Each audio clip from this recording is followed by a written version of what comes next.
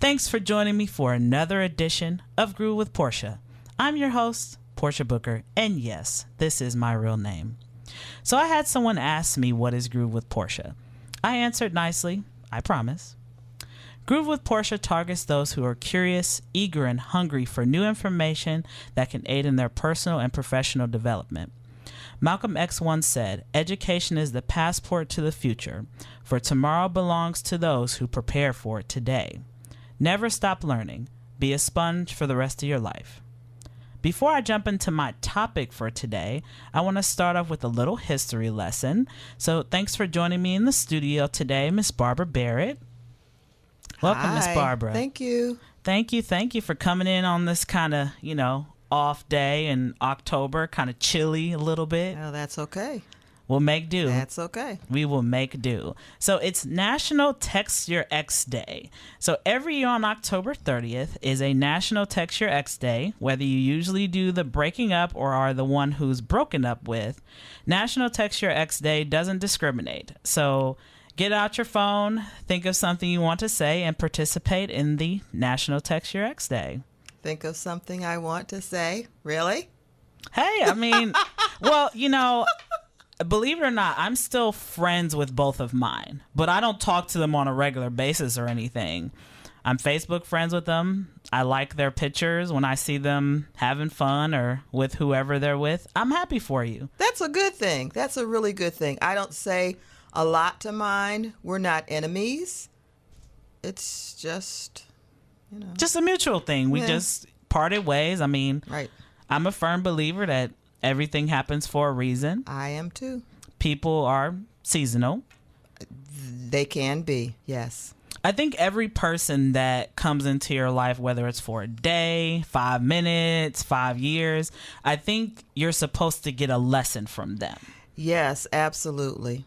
Absolutely. And that lesson may not be a lifetime lesson or a lifetime experience or a lifetime relationship. It just is what it is. And I think a lot of us have to adjust to that idea.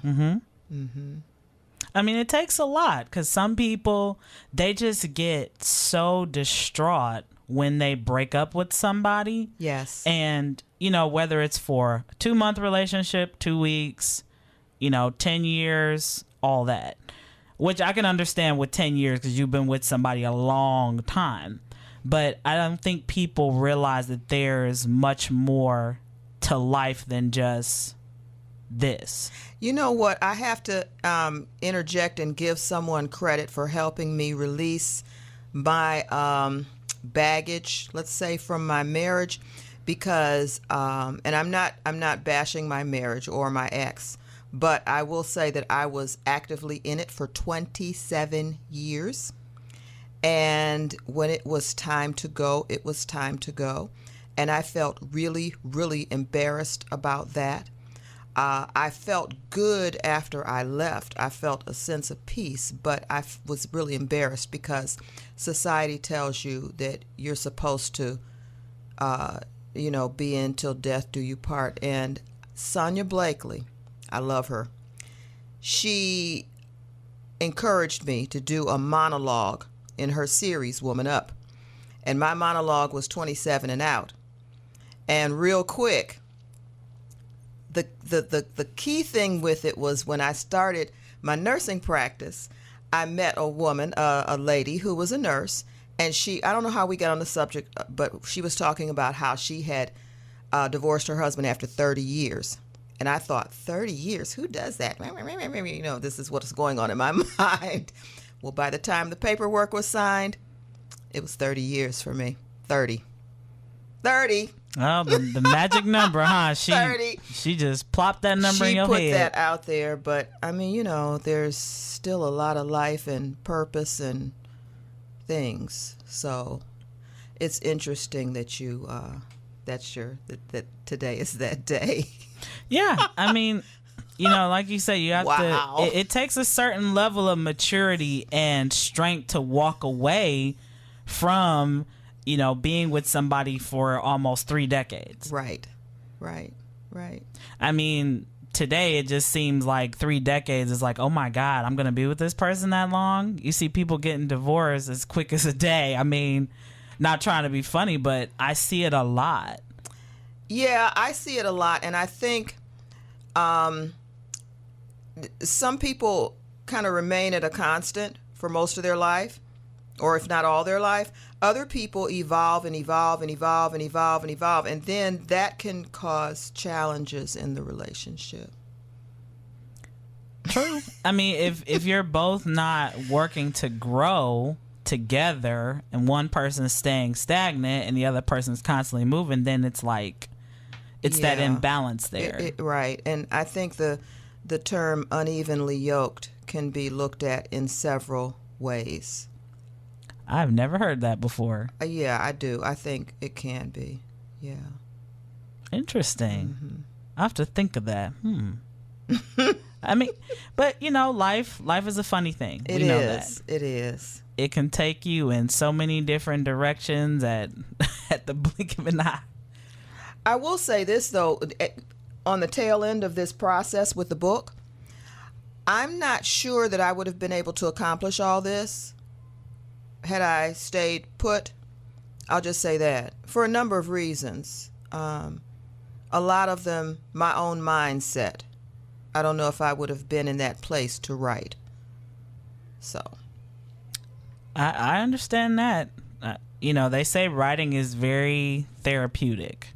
Very. Mm-hmm. I mean, it's almost like you're like bleeding on paper, if that's the best way to put it. Now that I have to think about that one because I journal too.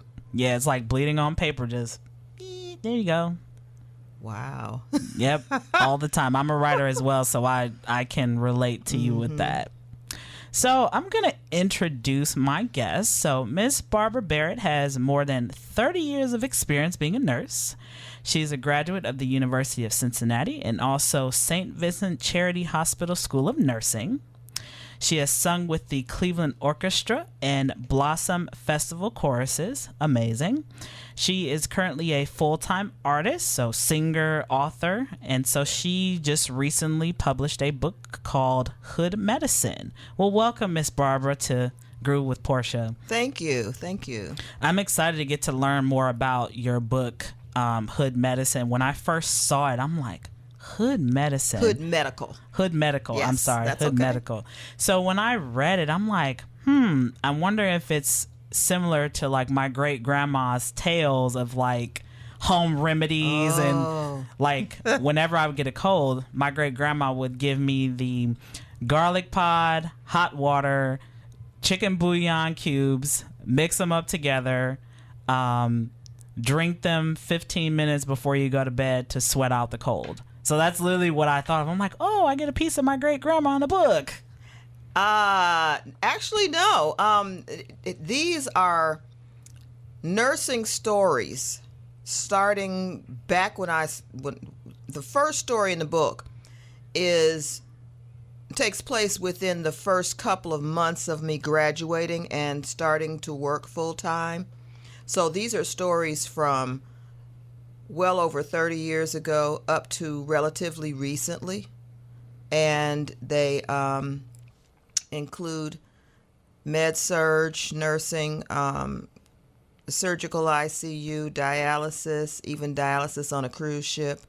I got an opportunity to go to Alaska because I like to think outside the box. And they said, well, we need nurses to go to dialyze patients on a cruise ship. I thought, ooh, I'll do that. I like cruising. And it was a great experience. Was this a specific cruise for patients with that, or?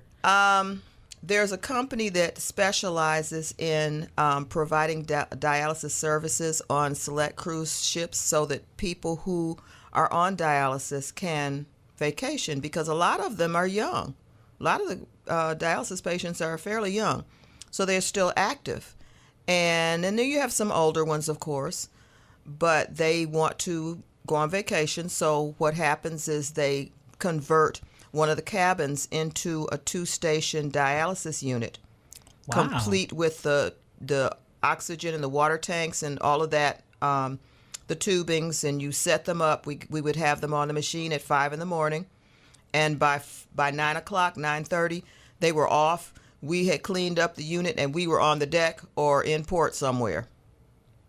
I mean, that's amazing. It's really nice. It is amazing that they have that set up on that ship like that, on those ships. Well, yeah, especially for people who 9 times out of 10, most days they're spending at a hospital. Exactly. Getting their treatment. 3 days a week.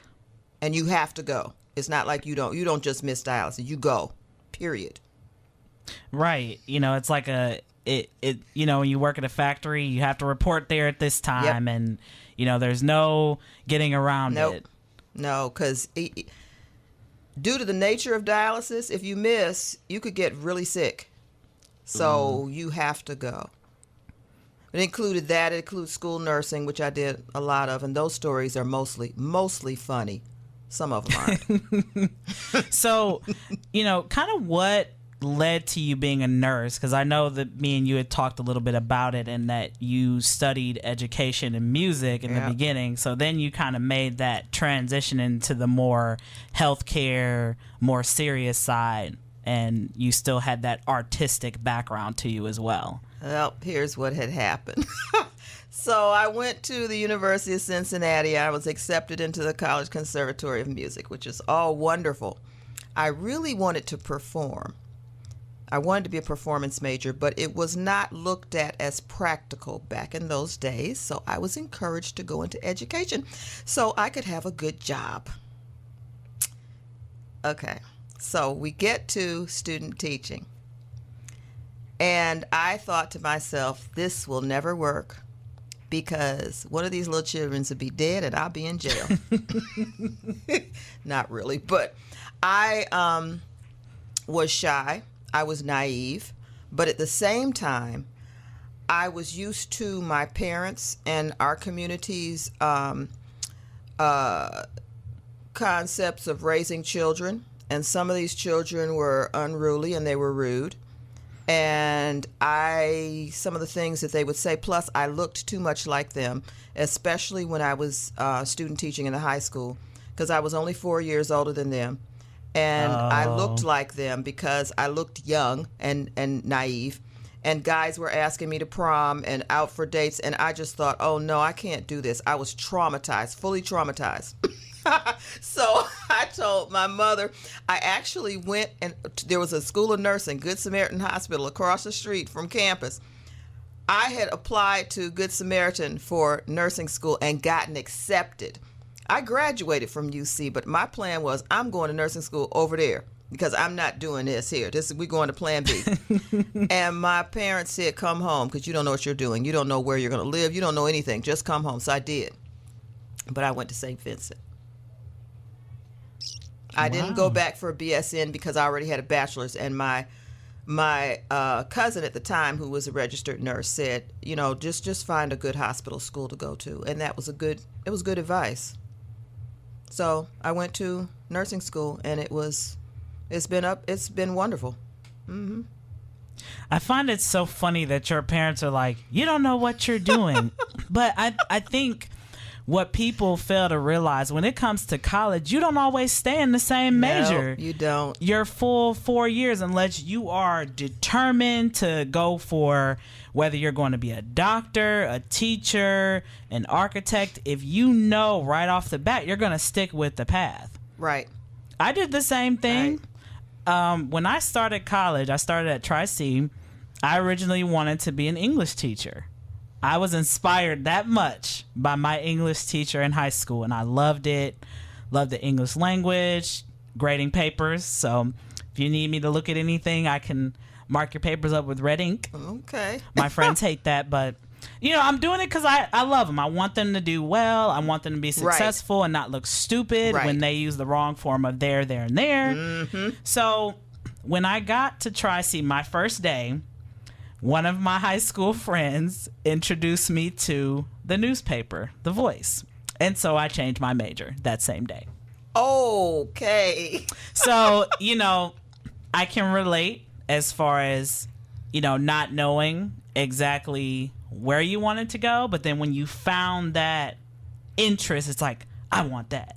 And I have to say, I'm glad that I have that bachelor's degree because, and in education, because that's what got me on to the school district.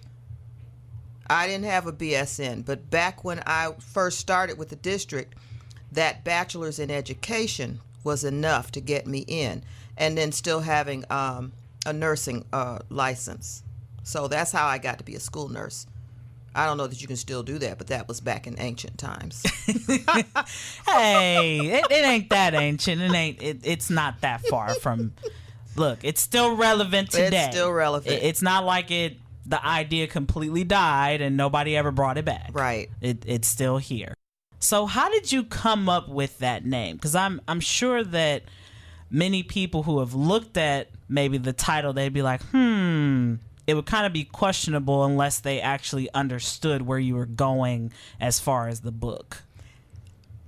I honestly have to say I don't remember how I came up with Hood Medical, except that it must have been because most of my nursing experiences came from inner city hospitals. I did a couple of suburban hospitals, but most of those were what's called PRN services, or I would go, I signed up. First of all, I'm kind of a wanderer. I like to do a lot of little different things. I can't stay in one place and do that for example, some of the ladies that graduated with me from St. Vincent were in the same position since graduation.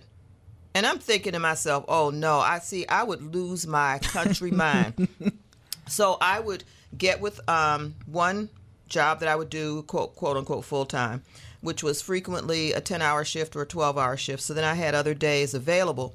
And if I could, I would work through the agency, and they would say, oh, do you want to go to Hillcrest, which is in, Mayfield Heights, or do you want to go to, at the time, it was Deaconess on West 25th, and then there was Lakewood Hospital that they just tore down, or Lake County West, Lake County East. I would just float all over the city and just get different experiences. I didn't care. I just walk up in some place, introduce myself, get my assignment, and settle in. But the majority of my time was spent in inner city scenarios. Home care. You know those senior citizen high-rise buildings that you'll see when you ride? Yeah, those people's houses in like Huff or Glenville or places like that. Not maybe a little here in the Garden Valley area, but so it was Hood. And I explained in the beginning that Hood is just an abbreviation for neighborhood, which could mean anybody's neighborhood. It could mean Moreland Hills somewhere, if that's your neighborhood. But my neighborhood has been in the inner city primarily, as far as where I've been working. So the scenarios come from there. They come from school system. They come from camp settings for children. They come from a variety of places. So that's Hood. So how did you determine, now I know you said that your book has many different stories from when you worked in home care, dialysis, kind of like your first experience being a nurse. How did you determine what stories you wanted to incorporate in your book? First, the stories that impacted me the most, the ones that really, really stuck in my mind for whatever reason. Some of them I chose because they were really old, and I was real careful about identifying anybody. Yeah, you don't want to get sued. No, you don't want people identified, especially when you're talking about a condition. And so for that reason, I would change the sex, I would change the age, I would change the location. Some of the stories, like I said, were 30 years old, so they're like, those patients are probably not even alive anymore. So that's how I chose the stories. What's one story in the book that really you can say made an impact on you as a nurse? Okay, let me see. Which one will I use? There are a couple of them. I think the one I would like to share is, and this one's an old one, is a hospital one. We worked surgical ICU, and we would get patients directly, we would get open heart patients directly from the OR. They would not go to the recovery room. We recovered them. They had all the tubing and everything, all the bloody mess stuff. They came straight from the operating room to us, and we would get them together. Well, from time to time, we would get a patient whose chest was not closed. And the reason was because it could have been some infection going on, or something that the surgeon decided they could not close the chest. So these people would be, of course, in an induced coma still. They would be maintained in induced coma. So we get them all cleaned up. But this one particular person, somebody, not the nurses, because this was a large teaching hospital. So some research person had decided that in order to treat the infection, now let me backtrack a little too. Sometimes the chest was reopened. Okay. If there was infection going on as well. I don't remember what this one was, but this person had an open chest. Granulated sugar, Domino sugar, in the yellow and bag with the white and blue writing on it. Domino sugar. We had a bag of sugar in there, and we had this water pick thingy. I don't know if it's water pick, but this is this little suction and squirt thingy. Somebody had decided that if we poured sugar into that chest cavity, granulated sugar, like you pour it in a bowl to make a cake, pour it inside the chest, and I'd be looking in there like, look at that heart beating. Pour that sugar in there, let it sit there for a few minutes until it liquefied, then squirt it up with that water picky thick thingy and suck it out. Suck that, and then pack it with, sterile gauze. That would keep the bacteria from feeding on the tissues, the patient's, body tissues, and the bacteria feed on the sugar instead. That lady, I know, that lady came back to see us walking on her own several months later, but she wanted to come back and thank us and show us that she had recovered from that. That was the most radical that I had ever participated in, because there had to be two of us. We both had to be suited up. I mean, we looked like we were getting ready to go in outer space the way we were suited up, because it was, you can imagine, it was ridiculously sterile, because you got somebody's chest open and their heart beating while you're looking at it. So I have to say, I also included some pitfalls that I fell into during this whole process, because there were a couple of times where I had some issues. I had some troubles. A couple were family issues, and a couple were work related.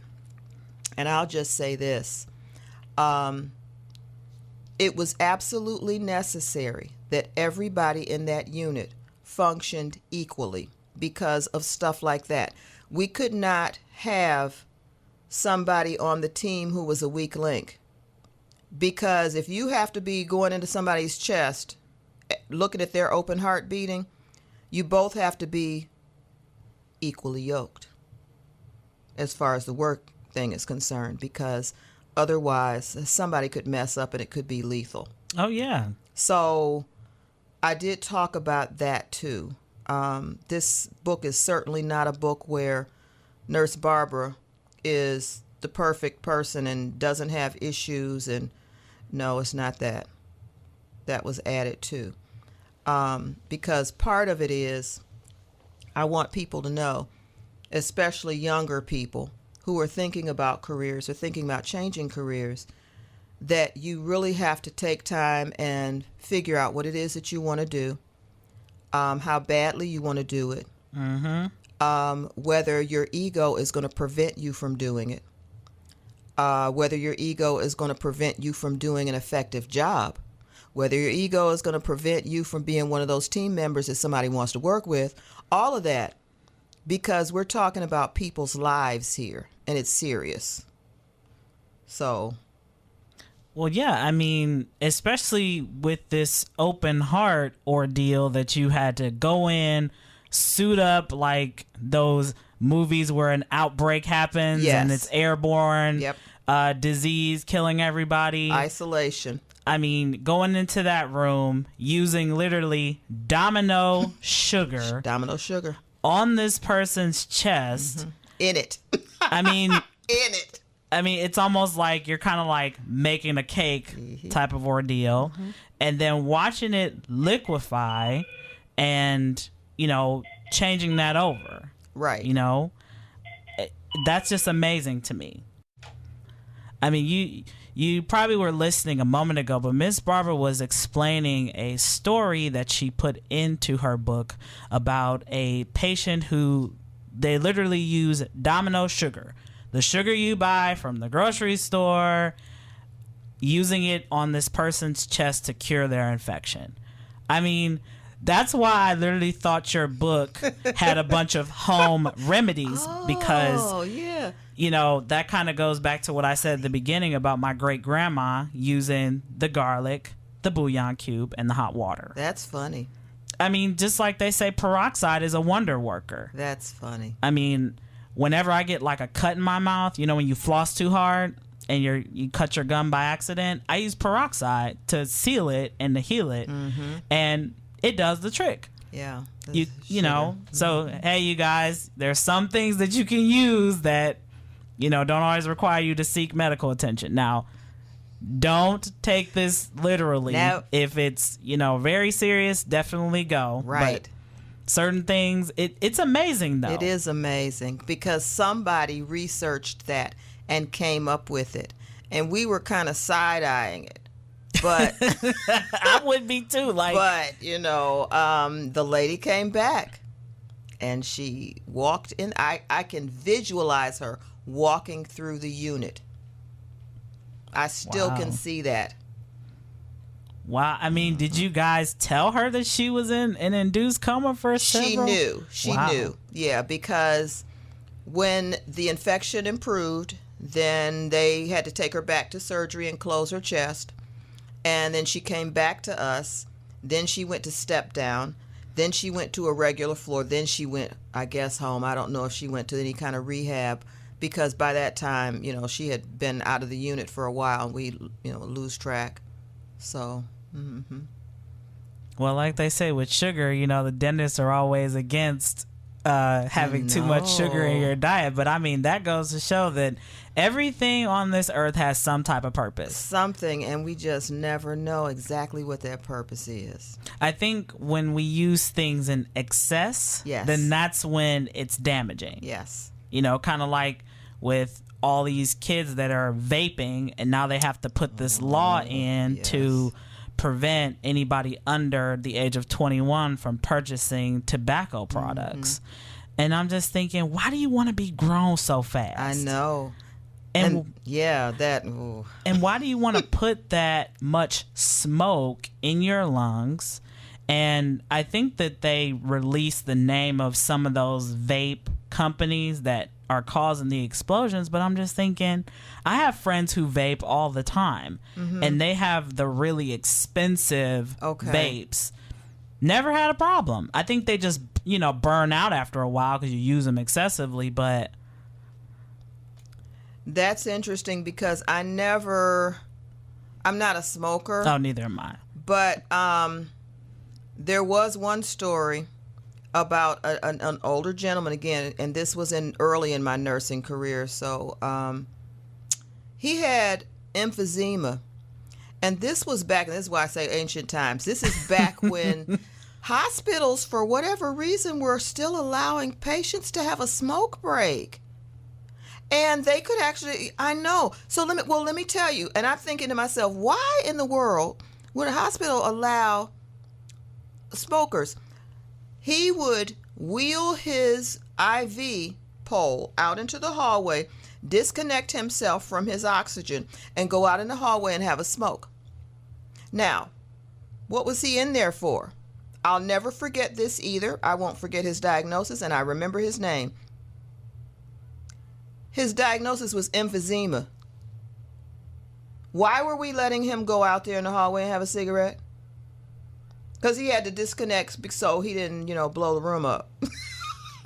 Because, a match light and oxygen didn't mix. But I thought to myself, seriously, did the hospital allow that? But it did, and he would do it every admission. And he was what I call a frequent flyer. Mm-hmm. I mean, a hospital is supposed to be a place of healing and, rest. Yep. And he'd go out in the hall, have his smoke, disconnect his oxygen, wheel his IV pole out. Well, I mean, sometimes you see the little elderly ladies wheelchairing themselves outside with a full oxygen mask on, puffing on their cigarettes. And that cracks me up. I'm just thinking, you could barely breathe as it is. I was terrified. I ran out of hurried up and got out of one of my home care patients' house because he insisted, and I saw the oxygen tank, the man who came from the supplier from the oxygen had just come in and switched out the tanks. And he put his oxygen tubing on his forehead and said, "Sorry, miss, I just got to have me a smoke." I was like, okay, I'm out, because I'm sure you've done this before, but I don't do oxygen in lighters. Right. Like, no. But I knew he had done it before because he had figured out how to occlude the oxygen. So I thought, but these are some of the things that I would see. These and more. So that's why it's Hood Medical. And this is why I sing. This is why I keep singing, because it's healing. Yes, you are a singer. I mean, did you sing a lot during your nursing career when you were, visiting patients, especially at home care and stuff? Let's see, home care, I was gigging. Yeah, I was doing jazz gigs. Places like the old Club Isabella, Fatfish Blue, which used to be a Prospect in Ontario, downtown. Possibly. I'd have to ask my mom. Yeah, I gotta right. See, I gotta remember where, but it's downtown and various places like that. So yeah, I was singing then. Early on, and I was singing for the orchestra chorus too. Yeah, I was singing with the orchestra chorus. So we would go to Chautauqua, and we went to Carnegie Hall once and stuff like that. So yeah, I was still singing. Mm-hmm. Now, do you just do cover songs, or do you have some of your own that you've written and produced? I've got some of my own that I wrote. My CD Dawning was released in 2012. It's kind of eclectic, let's just say. I called it divorce therapy. Okay, kind of like, on the lines of Toni Braxton and her songs like Unbreak My Heart and... Right. Though, yeah, it was, mine is I say it's eclectic because my style for writing those songs was world music-ish, borderline operatic, okay, borderline jazz, some of them, bluesy. There is just a variety of them. The CD that goes with this particular project, yeah, there's one that's coming out with this. It's inspirational songs, some hymns that have been jazzed or jazz arrangements, and a couple of songs off of Dawning, and a couple of other ones that I just like. Okay, so you get a book and a CD. You can get a CD too. Now, I know that you're having your book release. Mm-hmm. Now, tell our listeners when that is. They can, come and support and, visit you and kind of get a feel of what your book is, who you are. This is perfectly timed, this show today, because the release is Sunday, November 3rd from 7 to 9 at the Bop Stop on Detroit. The Bop Stop is owned by the Music Settlement. The Music Settlement is where I got my start with my music education when I was about 5 or 6 years old. So here I am returning to the Bop Stop to It'll be a mini concert because I'm only going to sing like 7 or 8 songs. Nothing wrong with that. Yeah, in context with what I'm going to say. So it'll be like a little stage production, talking about some of the experiences and, about nursing and why and just that. Okay. Now, is there a fee to come to this No, event? it's a free event. I felt like I can't charge people to come to this and then ask them to buy a book and see it too. So no, it's a free event. There will be books available. They're already available on Amazon in Kindle form. Okay. And you can go to my website for the links for that. There's a link on the website that's, book launch or something, Hood Medical Launch, book something. Okay. It says launch. But you can go on there and it'll give you the information for purchasing Kindle or purchasing a paperback as print on demand on Amazon and the book signing event through the Bop Stop. It'll link you to the Bop Stop's website. Okay, so that's Sunday, November the 3rd from 7 to 9. To 9 p. Okay, and that's at the Bop Stop. Yes. All right. I think it's 2920 Detroit Avenue. Okay. Well, I'll definitely post the link on, when I upload this to YouTube so people can see it. Oh, good. Thanks. Yeah, and I'll have books available there and CDs available there for purchase. So it'll be good. That the presentation will take 45 minutes to an hour, and then the rest is just book signing, fellowship, conversation. Okay. So when it comes to your book, every book, I'm a firm believer, has some type of message. What message are you trying to convey to maybe future nurses, maybe even somebody who, is curious about what it's like to be a nurse? What are you trying to convey to them? Here's why for me it took so long to write that book. In nursing, we're always told to come up with a nursing assessment and a nursing care plan. So the assessment, after writing all these stories, has to do with what's going on in our communities. What are we doing? What goes on behind closed doors? What are we not aware of? And as far as assisting the community, what can we each do to assist? What do we need to be aware of as far as the legislators that we have politically? Are they advocating for us or no? Do they know what's going on or not?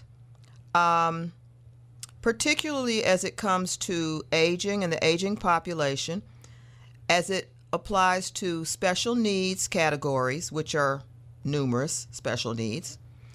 Do we know how different legislature has to or impacts parents who have special needs children? And some of these special needs children, quote unquote, are adult children.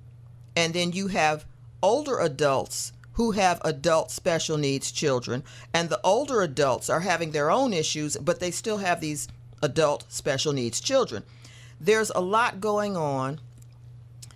A lot of people fall through the cracks. So do we know what's going on as far as juvenile onset diabetes, which I talk about in a lot when I go into the my stories about children? Do we understand that there are even in our community at large extreme situations such as Siamese twins? Do we know that there are children with needs such as that? Do we know that we have children who can't eat on their own? They have to be tube fed regularly. There's just a whole lot going on. And I'm not the type who is going to probably be in a picket line, but I'm the town crier. I'm going to tell you what is going on from my own experiences, from my own eyes. And my objective with this is, as I settled into my purpose, because it took me years to figure out how am I going to brand myself as a nurse, as an artist, as a wellness advocate, as a culture person.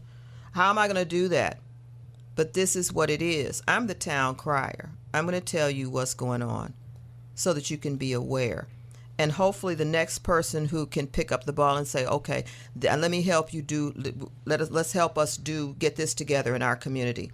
And then the other person is going to be the actual person in the community, like a ward leader, or a mayor or something. Because at this point in my life, I'm getting ready to pass the torch.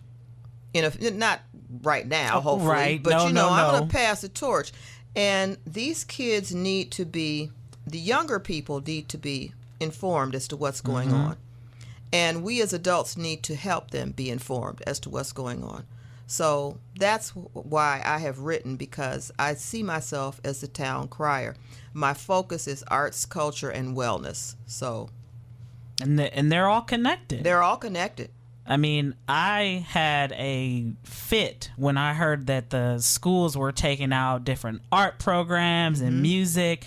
And I'm thinking, you are not catering to those of us who don't learn just by reading a book and trying to understand it. Exactly. And I'm a visual learner. I have to read it and do it in order for it to make sense. Right. So it's like you're literally just cutting out a whole population of people. Right. And with that said, part of what I have started doing is looking at programming that I can get grant money for to take into the schools to, just extra I don't want to do anything long term, no whole school year after school no. But programming that I can do here and there to talk to kids about, this is our history, this is our culture, this is a possibility, you too can do this. This is what you need to do to keep yourself healthy. This is what you don't need to do if you want to stay healthy, stuff like that. So yeah, that's why I wrote the book. I plan on it being a series. I'm trying to determine what I'm going to talk about next. Okay. I mean, that's always good to have, like an introduction, then you get another series out there, and keep it going. Keeps, people fresh, keeps people educated, and, to teach our young people, because today they're so distracted. Very much distracted. I mean, social media, whether it's Instagram, Facebook, Twitter, that's all they know. Right. I mean, even though at the palm of your hand, you have access to everything you can think of, whether it's a song from the 50s to who invented, the first radio. You have all that on your phone that you could look up anytime. But the only time people look it up is when they're trying to prove a point. Right, exactly. And even still, they don't always do that either. They don't, because there's fake news. Yeah, I will not disagree with that. Yes. There is a lot of it out there, which is sad. It is sad. I read a post on Facebook from one of my good friends who owns a dispensary, and she said, don't rely on the schools to teach you everything. Don't rely on the doctor to heal you for every ailment you have. She said, do your own research as well to understand why things are the way they are. Like, you're not going to let the doctor prescribe you high blood pressure pills and you're not even, have any form of hypertension. Absolutely. And the other thing, pills have their side effects that cause other problems. And I'm a firm believer that for as long as we can, and I have to say that because I'm very well aware that some people have legitimate illnesses. That's just what it is. They're conditions. But for as long as you can, maintain control of your body. Your body will talk to you if you will listen. It will let you know when it isn't feeling right or when something is wrong. There are ways that it will let you know that. Maybe that's what the next one will be about. Hey. Because as many drugs as I gave in the intensive care units, having to give all of that stuff made me think, if I turn on a drip, an IV drip, and it'll change somebody's blood pressure within 60 seconds, that's pretty strong. Right. And I'm thinking to myself, I wonder, I don't know if I want to be on any of this type of stuff. Now, don't get me wrong. In an emergency situation, it's wonderful. Oh, right. Because it can mean the difference between life and death. Mm-hmm. But if we're just going to be la-di-da, I'm just going to do it. I know I shouldn't be. I'm just going to do it because it feels good. And blah, blah. And then when you get to be about 60 or even before, then you have these things going on. You're like, oh, my God, this is going on. Well, it was because of choices that were made early on. Mm-hmm. In some cases, it wasn't. In some cases, it's hereditary. But in many cases, we can kind of address those things before they start. Oh, yeah. I mean, another thing with today's society is a lot of people, their kids are being raised by technology. Yes. I mean, you don't really see many kids outside at the basketball court playing basketball. Or in dirt, yes. You see them sitting there, but they're doing this. That, right. They're Facebook, right, Twitter, texting, Instagram. what have you. And that's why I think a lot of kids today have all these illnesses like diabetes is so high because they're not being as active. I was talking to a parent, and let me say this too. Because this is hood medical does not mean that there is not input in the book about white children, white adults, white families, Latino families, children, adults. It's all of it. It's because all of us live in the hood somewhere or another. And one thing that a gentleman was saying as a white man, his daughter was diagnosed with juvenile onset diabetes, and he was beating himself up and racking his brain trying to figure out how did she develop that. And he said, I'm convinced it was because of me and my wife's diet before we conceived her, while she was, in utero. He's convinced of it. Now, I don't know. But he's thinking about it. Let's just put it that way. People are starting to be aware, especially when it hits home for them. Absolutely. Thank you so much, Miss Barbara, for coming on and sharing your knowledge and expertise, and also your book with our listeners. They can come to your signing on November the 3rd at the Bop Spot. From 7 p.m. to 9 p.m. Definitely check it out. Care about your health, people. Yes, care about your health. Absolutely. Miss Barbara, what advice can you leave with our listeners today, whether it's somebody who's interested in pursuing a career in healthcare as a nurse, or maybe a family who has a kid who's suffering from diabetes or any other type of medical illnesses? Here is what I suggest to the community at large, everyone. Know that your doctor is working for you. You are not there for the doctor. The doctor is working for you. The nurse is working for you. All of the healthcare practitioners are working on your behalf. Please participate in your own healing. Do your research. Ask questions. Expect answers. If you don't get the answers you want, don't be afraid to go to somebody else. I certainly,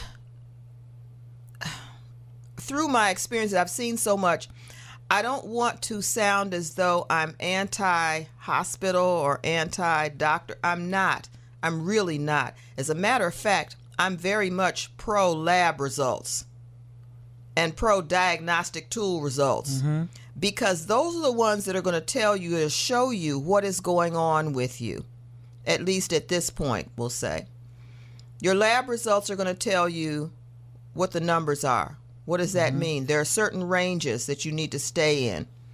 Other diagnostic tools will show you pictures. Participate in your own health. That's the biggest thing I can say. Don't be afraid to participate. It's your body. It's yours. Absolutely. Thank you again, Miss Barbara. You hear what she said, you guys. Definitely take into consideration your health. You only get one, and make use of it. Do your research. Ask those questions. Do not be afraid to ask any questions at all, because the more you know, the better off that you are. And it's a joint team effort. Absolutely. Absolutely.